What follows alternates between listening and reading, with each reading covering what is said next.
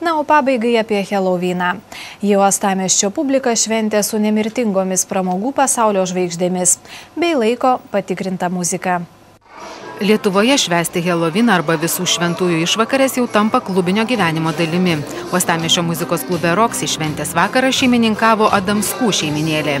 Jos nariai ne tik vaišino atėjusiuosius įmantriausios receptūros gėrimais, bet ir deklaravę visuotinę žmonių kilusių nuo Adomo ir galiausiai virtusių Adamskais giminystę, kvietė kartu linksmintis tiek čia esančiuosius, tiek atkeliavusiuosius iš anapus. Mūsų pusbroliai ir pusseserės parkeliauja iš anapus menamo pasaulio, mes juos pasikviesime, jie mums padainuos, mes pasilinksminsime ir su kai kuriais atsisveikinsime iki kitų lapkričio 1. Gaunasi labai puikus nuostabės gėrimai. Tai ir meilės, tai ir tiesiog odos švelnumui, nemirtingumui. Tad jeigu kartais kas nors numirtų ar ką, prašau, kreipkitės į mane, būtinai su balto ledo pagalba mes gausim tam tikrą gyvybės formą. Šeimos galvai Gomesui Adamskui, pasaulinio garso įžymybių ir muzikos žvaigždžių, kurių jau nebėra, iš už anapusinės uždangos ilgai kviesti nereikėjo. Jau matau, jau.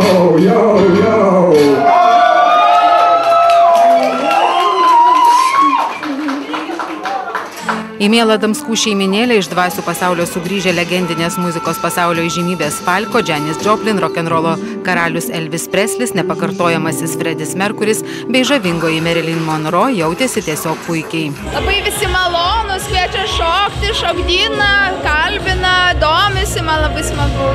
Super jaučiuosi, ilgai nekoncertavau, bet super jaučiuosi, publika, žiūrovai, myliu. Jėga. Helovyną reikia švęsti, įsitikinę ir nemažiau puikiai nusiteikę persirengėliai. Aš ką tik prisikėlęs, iki 12 laiko turiu po to vėl atgal į karstą. Kokia ta šventė? Ar bijoti čia reikia, ar švęsti? Reikia švęsti, manau. Kodėl? Kad būtų linksmiau gyventi. Jinai prigijo jau Lietuvoje. Manyčiau, kad ar ne, nes daugelis žmonių mano, kad tai yra Vilnius ir reikia liūdėti, bet Amerikoje tai yra dauguma švenčia žmonių. Visas susirinkusias mistinės būtybės bei gerasias dvasias į šokio aikštelę sukvietė ir išjudino siautulingą Nirvanos muziką su nepamirštamuoju Kurtu Cobainu.